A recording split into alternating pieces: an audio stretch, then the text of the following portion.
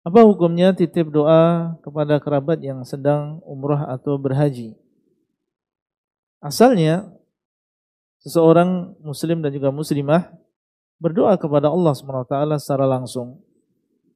Dialah yang mengatakan, wa idza sa'alaka 'ibadi 'anni fa inni qarib ujibu da'watad da'i idza da'an. Dan apabila hambaku bertanya kepadamu tentang diriku, maka sesungguhnya aku dekat, aku mengabulkan doa orang yang berdoa kepadaku ketika dia berdoa. Allah memerintahkan kita untuk berdoa. Dan dialah yang mengatakan, wa qala rabbukum ud'uni astajib lakum. Dan berkata Rabb kalian, berdoalah kalian kepadaku, niscaya aku akan mengabulkan doa kalian. Dan Nabi SAW mengatakan, idza sa'alta fas'alillah. Kalau engkau meminta, mintalah kepada Allah. Dan beliau mengatakan, man lam yas'alillah yaghdab alaih. Barang siapa yang tidak meminta kepada Allah, maka Allah akan marah kepadanya. Jadi asalnya seorang muslim berdoa sendiri. Bagaimana ketika dia merasa dirinya banyak dosa?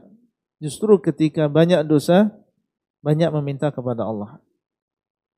Karena di antara sebab diampuninya dosa adalah ketika kita banyak berdoa. Dalam sebuah hadits qudsi, Allah SWT mengatakan, innaka ma da'autani wa rajautani ghafartu lak ala ma kana minka wala ubali. Wahai anak Adam, sesungguhnya selama engkau masih berharap kepadaku, masih mau berdoa kepadaku, aku akan mengampuni dosamu.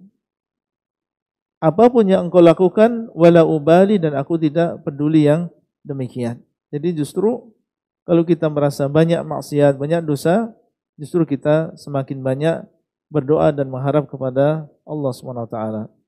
Kalau ditanya boleh atau tidak, boleh. Ya, seorang mengatakan kepada orang yang mau pergi umrah, nanti kalau tawaf, tolong diselipkan aku di dalam doanya. Atau ketika sa'i, diselipkan aku di dalam doanya. Di sana ada memang keadaan-keadaan di mana seorang yang beribadah itu dia dalam keadaan yang mustajab doanya. Dan dalam keadaan safar itu juga termasuk mustajab doanya.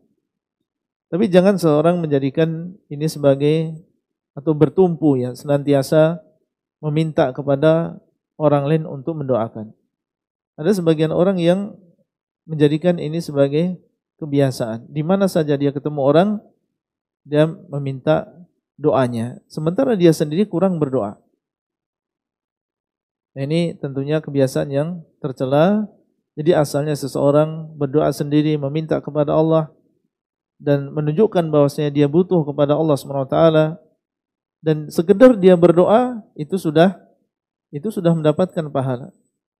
Dan sebagaimana disebutkan di dalam hadis, tidaklah seorang muslim berdoa kepada Allah dengan sebuah doa kecuali akan diberikan satu di antara 3 perkara. Mungkin akan dikabulkan doanya di dunia sesuai dengan apa yang dia minta, atau dia akan dilindungi dari musibah yang semisal, atau yang ketiga akan diberikan jawaban dari doa tersebut di akhirat.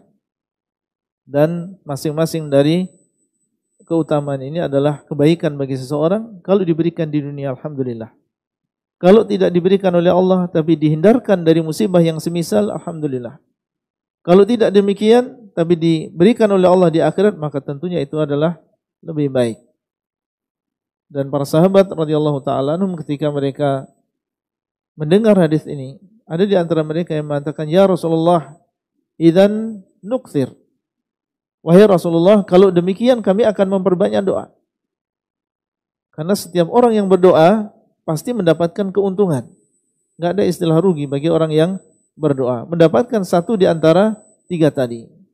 Ya Rasulullah, idzan nukthir. Wahai Rasulullah, kalau demikian kami akan memperbanyak doa. Maka beliau SAW mengatakan, Allahu aktsar. Allah lebih banyak daripada kalian. Semakin banyak kalian meminta, maka Allah akan memberi lebih banyak.